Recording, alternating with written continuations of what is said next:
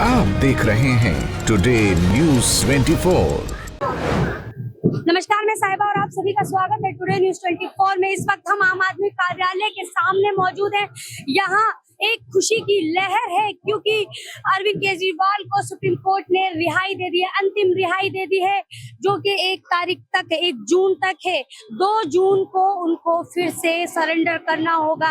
और देखिए, आम आदमी कार्यकर्ताओं की जो खुशी की लहर है, आप देख सकते हैं आम आदमी के जितने भी कार्यकर्ता हैं, नेता हैं, वो किस तरीके से नाच गा कर अपनी खुशी जाहिर कर रहे हैं। आइए हम अंदर ले चलते हैं और बात करते हैं यहाँ के जितने भी कार्यकर्ता हैं और उनके नेता हैं कि वो कैसा सोचते हैं, आगे की तैयारियां क्या होंगी। अरविंद केजरीवाल बाहर कब तक आ जाएंगे? जैसे कि जमानत तो हो चुकी है, लेकिन अभी ये नहीं स्पष्ट हो पाया है कि अरविंद केजरीवाल आ जाएंगे या कल। लेकिन अब इस तानाशाही का अंत होगा और हम सुप्रीम कोर्ट का धन्यवाद करते हैं कि लोकतंत्र को बचाने के लिए, संविधान को बचाने के लिए। अरविंद केजरीवाल कब तक बाहर आएंगे? आपको वकीलों की बात बताया जा रहा है कि रात तक बाहर आ मुझे लगता है कि आने वाले कुछ घंटे में 7-8 बजे बाहर हो जाएंगे। सब आम आदमी पार्टी के नेता, विधायक, कार्यकर्ता सब लोग जाएंगे अरविंद केजरीवाल जी को लेने। एक आखिरी सवाल रहेगा, अब जो कार्यक्रम है कितना बदलेगा आम आदमी पार्टी का प्रचार है? देखिए, आम आदमी पार्टी का प्रचार दिल्ली के लोग और देश के लोग खुद कर रहे थे, और अब जो दिल्ली में और देश में खुशी की लहर दौड़ पड़ी है, अब भी प्रचार लोग करेंगे। देखिए, आज सुप्रीम कोर्ट ने इस देश के लोकतंत्र को, इस देश के संविधान को बचाया है। जो ये फैसला आया है, ये संविधान को, लोकतंत्र को बचाने का फैसला है। बिल्कुल जाएंगे, दिल्ली के सभी लोग जाएंगे।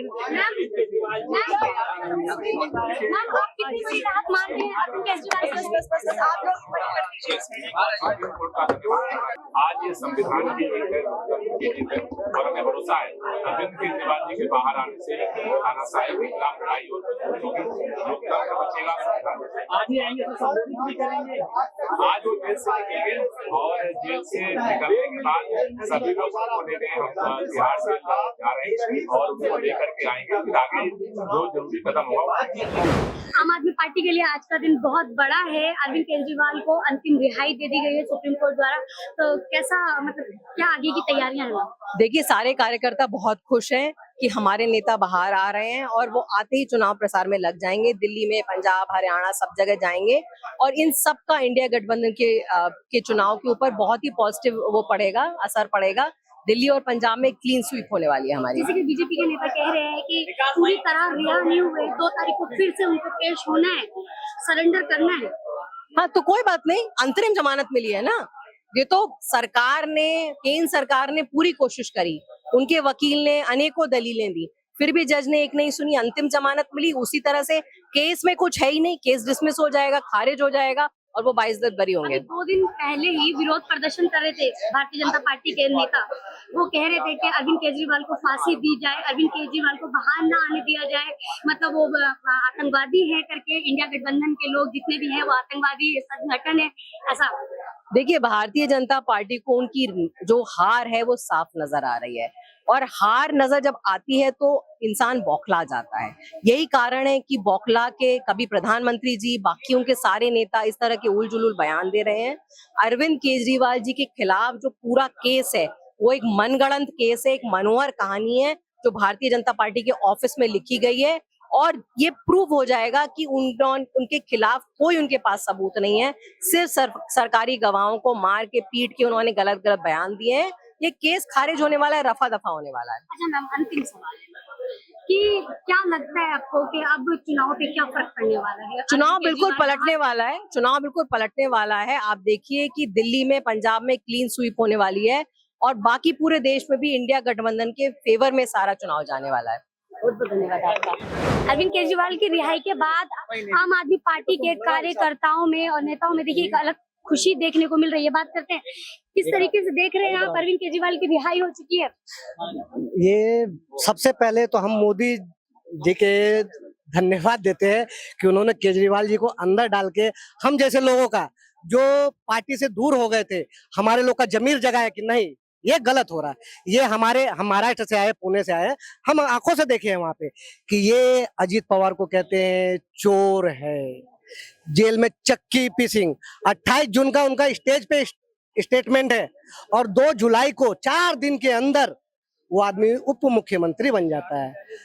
हेमंत बिस्वा शर्मा के ऊपर बुकलेट अमित शाह जारी करते हैं, लाते हैं, उन्हें मुख्यमंत्री बना देते हैं। आदर्श सोसाइटी घोटाला सब जानते हैं। हमारे पूर्व मुख्यमंत्री, क्या नाम लेना उनका वो तो हमारे अलायंस के थे, मगर खैर उनकी भी मजबूरी, जेल नहीं पाए उन्होंने। कांग्रेस का स्टेटमेंट है ना, रोते हुए उन्होंने कहा कि मैं जेल नहीं जाना चाहता। तो जो डर गए वो बीजेपी में गए, मरने गए। जो डर गए वो बीजेपी में गए, जो लड़ गए वो शेर की तरह जेल गए। बीजेपी के नेता बोल रहे हैं कि ये इसको खुशी ना मनाए, वापस से उनको सरेंडर करना होगा अरविंद केजरीवाल को। हाँ, तो वो देखिए ना, आप देखिए तो सही, 1 तारीख तक हवा का रुख आप लोग को तो दिखने ही लग गया है। 1 तारीख तक सब क्लियर हो चुका रहेगा, मोदी जी को पता चल चुका रहेगा। बस हम देशवासियों से एक ही अपील करना चाहते हैं, मोदी जी जैसे ही वोटिंग उनका क्लियर हो, बस वहीं से देश की जनता जो भी उनके आजू बाजू हो उनके ऊपर ध्यान दे। उनके 10 गाड़ी लगे, 20 गाड़ी लगे, 50 गाड़ी लगे, 100 गाड़ी लगे, मगर मोदी जी को एयरपोर्ट नहीं जाने देना है 4 तारीख के गिनती तक, क्योंकि गारंटी वो झोला में लेके भागने वाले सार। मोदी जी तो गारंटी दे रहे हैं कि अब की बार 400 पार। हाँ, 400 पार बरोबर है, 400 पार बरोबर है, मगर इसलिए बोल रहे हैं कि इलेक्ट्रॉनिक मीडिया में जो अपना मशीन रहता है, क्या बोलते हैं उसको, ईवीएम मशीन, इसको इसमें वो घोटाला करने वाले हैं, इसके बल पर वो बोल रहे हैं कि हम 400 पार जाएंगे, और वो वही कर रहे हैं। मैं महाराष्ट्र से हूँ, अहमदनगर से। हमारे 2 कैंडिडेट है, एक नीलेश जिलंके साहब, हमने उसका प्रचार किया है डोर डोर जाके। तो वो मोदी जी की सभा थी अभी 7 तारीख को, मोदी जी की सभा के लिए 400 रुपए 500 रुपए दे रहे थे, हर लोगों को बोल रहे थे हम विकास करेंगे, हमको इतनी बार दो। बीजेपी के नेता साथ ये भी कह रहे हैं कि अगर इंडिया गठबंधन को वोट देता है तो वो सीधे पाकिस्तान को वोट देगा। हाँ, वो तो देशद्रोही बोल रहे हैं। गुना दाखिल होना चाहिए ना उनके ऊपर। हाँ, गुना दाखिल होना चाहिए ना। कानून गरीबों के लिए सिर्फ है, उनके लिए नहीं। वो कुछ भी बोलेंगे तो चलेगा क्या? ऐसा नहीं ना। गुना, आपने जो सवाल किया है वो गुना दाखिल होना चाहिए देशद्रोह का। हम पाकिस्तान में थोड़ी रहते, और पाकिस्तान में रहते तो हम पाकिस्तान के लिए वोट करते ना। पाकिस्तान भी हमारा ही दोस्त है, हमारा ही भाई है, बटा हुआ। जिस दिन मोदी जी अहमदनगर में आए थे तो मोदी जी बोले थे गुजरात महाराष्ट्र का छोटा भाई है, और फिर छोटा भाई है तो बड़े भाई का किस्सा लेके जाने का है गुजरात में। बताओ ना आप। देखिए, जैसे लगातार अभी विरोध प्रदर्शन भी किए जा रहे हैं भारतीय जनता पार्टी की तरफ से कि अरविंद केजरीवाल को बाहर आने नहीं देंगे, उनको फांसी दी जाए करके बहुत सारी चीजें बोली जा रही है। नहीं, मुझे बताओ अरविंद केजरीवाल ने घोटाला कितना किया है? कितना? 100 करोड़, 50 करोड़, 100 करोड़, 600 करोड़ आरोप लगाया है। और हर रोज मोदी सरकार, ये बीजेपी सरकार कितना पैसा जमा करती है आपको पता है?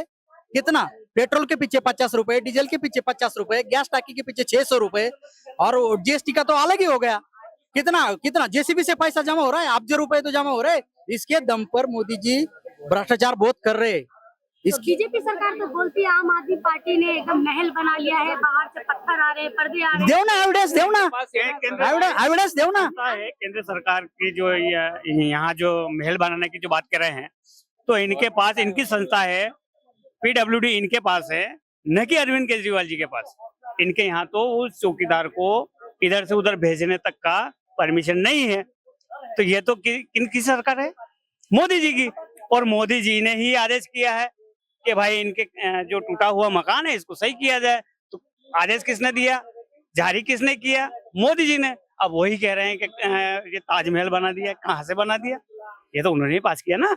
अच्छा, अरविंद केजरीवाल के बाहर आने से चुनाव पे क्या फर्क पड़ेगा? चुनाव पे अरविंद केजरीवाल जी के चुनाव पे बाहर आने से कार्यकर्ता हम सभी बहुत उत्साहित हैं। उसके साथ दिल्ली की जनता, पंजाब की जनता भी बहुत उत्साहित हैं। और हमारा जो कैंपेन चल रहा था वो काफी अच्छा चल रहा था, और लोग नाराज थे क्योंकि जितने भ्रष्टाचारी इस देश में हुए हैं, जिनको इन्होंने मोदी ने और अमित शाह जी ने और पूरी भाजपा ने कहा था, वो सारे भ्रष्टाचारी आज भाजपा में शामिल हो चुके हैं। तो लोग अब समझदार हैं, पढ़े लिखे हैं। 1947 के पूर्व की स्थिति नहीं है जब लोग बहुत से अशिक्षित थे, अब लोग शिक्षित हैं। तो जब उन्होंने देखा कि ये अरविंद केजरीवाल जी को परेशान कर रहे हैं और इनको अरविंद केजरीवाल जी को जेल में भेजना इनके लिए आत्मघाती कदम सिद्ध हुआ, और आज जो कैंपेन चल रहा था वो काफी अच्छा चल रहा था और हम लोग आज उत्साहित हो गए हैं क्योंकि अब जनता ये समझ चुकी है, जो कि ये बार बार भाषण में उपयोग करते थे अमित शाह जी और नड्डा जी हो, ये बोलते थे कि हमने सब भ्रष्टाचारियों को अंदर कर दिया। तो हमने भी लिखा था, हमने भी लेख लिखा है कि भाई आपने भ्रष्टाचारियों को अंदर जरूर कर दिया, लेकिन भाजपा में किया है। और ये जनता जानती कि आप अजीत पवार के ऊपर 70,000 करोड़ का आरोप लगाते हो, 4 दिन बाद उसको शामिल कर लेते हो, उसको उप मुख्यमंत्री बना देते हो और जस्ट उसके बाद में उनके ऊपर अभी 10 दिन पहले ईडी ने उनके केस खत्म कर दिए। तो जनता ये सब जानती थी। और अरविंद केजरीवाल जी तो पहले से भी ही दिल्ली की जनता के हों या देश के हों लाडले बेटे भी हैं और एक भाई की भूमिका निभाते हैं और इन्होंने ईमानदारी से काम किया। अरे मैं तो ये बोलना चाहता हूं कि अगर हमारे ऊपर आरोप लगाया अरविंद केजरीवाल जी के ऊपर और हमारे मंत्रियों के ऊपर, एक मंत्री के यहाँ से 1 रुपया जब्त नहीं हुआ।